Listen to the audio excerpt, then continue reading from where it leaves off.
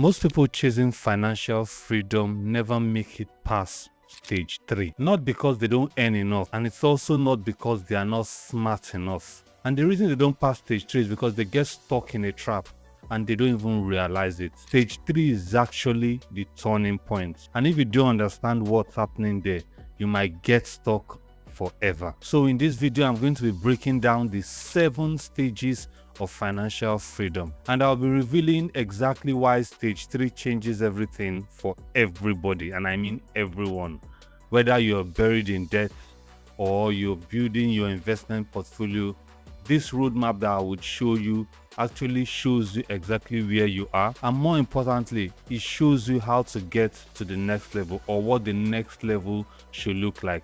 5 years ago, I just moved to the UK and I was asking myself some questions. Can I retire? Being a fresh immigrant, right? How can I retire? Most importantly, I asked that question. And all the while, I was feeling completely burnt out in my career at the time. Thinking about it, many of us actually see finances as either black and white. Either you're working or you're retired. Either you're financially dependent or you're financially independent. And I used to see finances or money that way too. But for some, it's worse because it's keeping them stuck in a job that they actually hate. The fact is, financial independence comes in stages. They are in stages. They are in milestones. It's actually a spectrum. It's not like a switch that you could just turn on one day and start living that life. And realizing this means that each milestone that you reach along the way gives you more options, more freedom, more independence, and ultimately more power to design the life that you actually want. That's the reason why we make money, right? The first milestone is simply getting to zero net worth. Many people don't take this into account, and I know what you're thinking. Zero doesn't sound like something to celebrate, but if you have ever been in debt, you know exactly how restrictive debt feels. When you're in debt, you're not actually working for your future. You're actually working to pay off the past, right? What have happened in the past. You're always looking backward.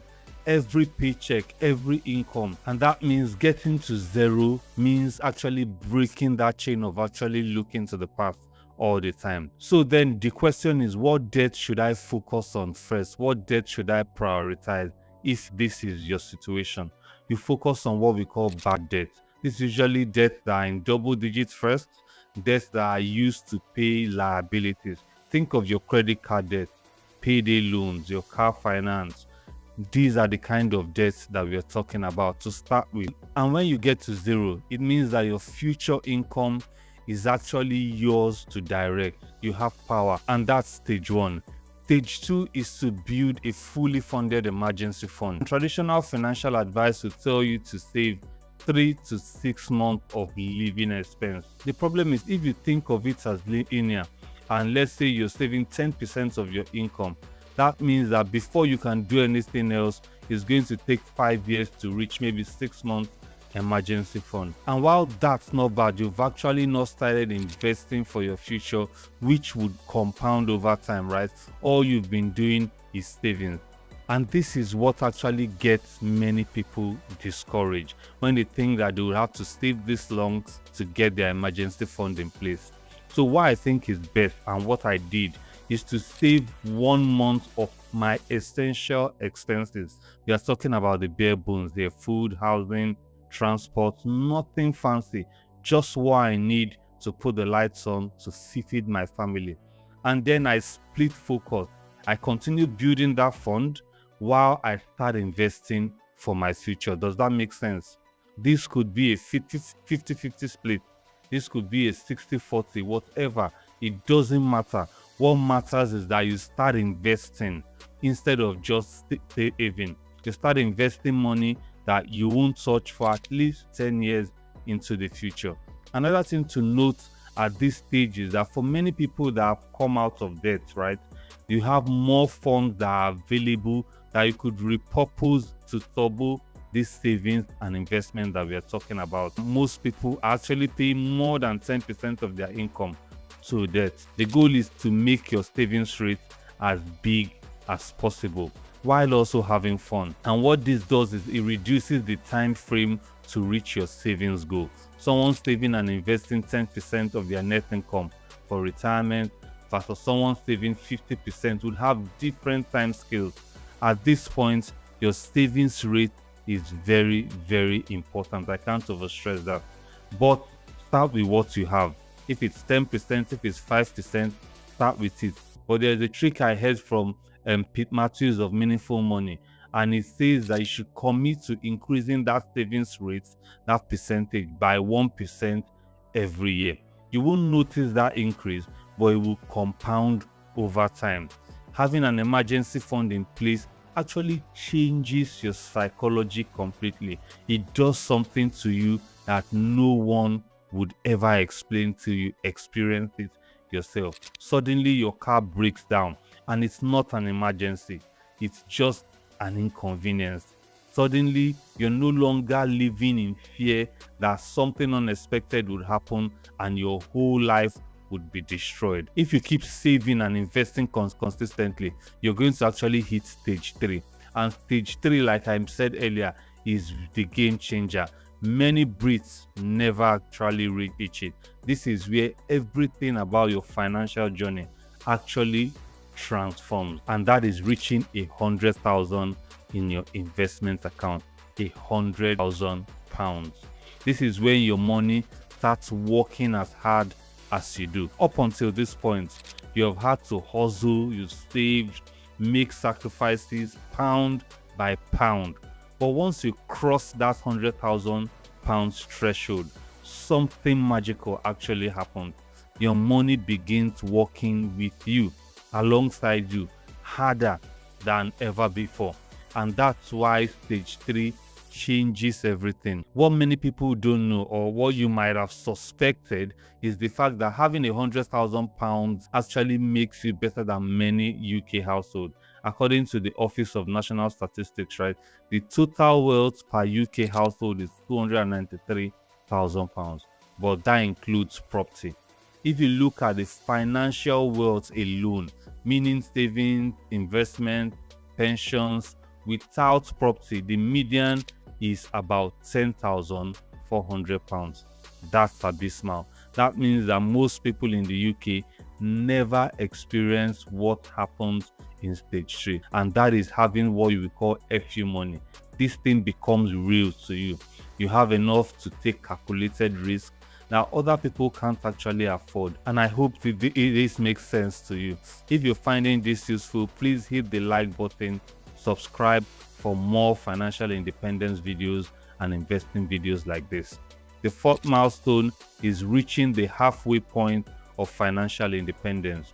But to know what halfway looks like, you need to know what the full figure is, or what I call what is enough. You need to know what is enough. And I broke this down in the video that is called What is Enough. You will find that in the description or in a tag up here. And while this is half of the amount you need to be fully financially independent, your journey is actually more than halfway done. And why do I say this? Because it's at this point that your money is working on overdrive.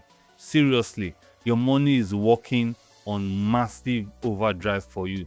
You've actually reached a point where your investments contribute more to your net worth than you're actually actively contributing in a good market here, right? I want that to sink in for a moment. Your money is making more money than you're actually saving from your paycheck at this stage.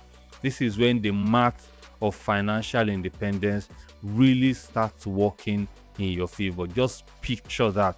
Passive income, not your job, is what makes financial independence possible. But let's do some maths to actually buttress this point, to show what this looks like. Let's say at this point your yearly expense is 30,000 pounds. Using the 4% rule, simply your financial independence number would be 750, and half of that would be 375,000 pounds. Now let's say you stop contributing at that halfway mark, and your money grows conservatively 7% annual return. you would get over £26,000 a year in passive investments. And this is without lifting a single finger. You're sleeping, you're waking up, and you're making that money. Does this make sense? You're not even fully financial independent yet, but your money is almost covering your entire lifestyle on its own. At this point, many people do what we call post-FI or post-financial independence. And this means that you've saved enough early enough for your investment to grow to the full financial independence amount without you adding a single penny. And from this math, you can see that happening, right? Your investment pot is actually posting. At stage 5, you're close to FI. At this point, you have enough to cover your essential expenses like housing, food, healthcare. You could actually take a sabbatical. You could start a business, or you could go part-time, or what the FI community call barista fi, where you don't have to wait until you have the full fund ready to change your life. At this point, most people here that are intentional let their investment income cover their essential needs like their mortgage, council tax, utility, groceries, whatever it is, and then they earn from part-time work purely for things like travel, dining out, helping their kids, that kind of stuff. They are not under pressure. They are not fully retired, but they've actually designed their life in a way that work is optional, work is enjoyable, not needed, not stressful. And that's stage 5. That's the power of stage 5, where work actually becomes a choice, not a necessity. Stage 6 is what most people would call full financial independence, where you no longer have to work up for money. Your time is completely your own. You can choose to work, you could choose to travel, sit on the beach, spend time with family, whatever it is that will bring joy and meaning to you. The final milestone is reaching financial independence, but with cushion. At this point, you have incredible security and room to increase your spending over time if you desire. This is actually having a feeling of abundance. You're not just living, you're not just meeting your needs, right? You can be generous as you want. You have financial security. You could leave a legacy. You could enjoy peace of mind, right? This is like bliss. But what about you, right? You've heard all of this. You've seen all the 7 stages. What do you have to do? First, identify where you are on this ladder, right? That is you being accountable. Be honest with yourself. There is power in knowing where you stand exactly. And I hope I've simplified it enough that you don't have to think. While I'm talking, you already know where you are.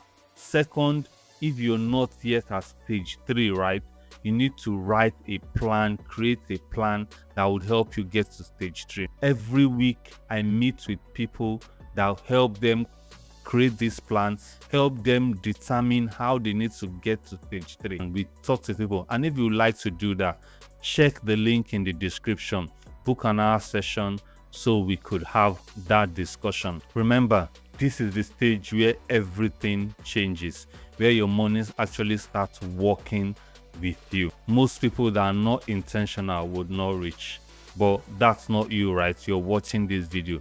If you found this helpful, hit the like button, subscribe, and if you'd like to have a chat, check out the link in the description. See you in the next one.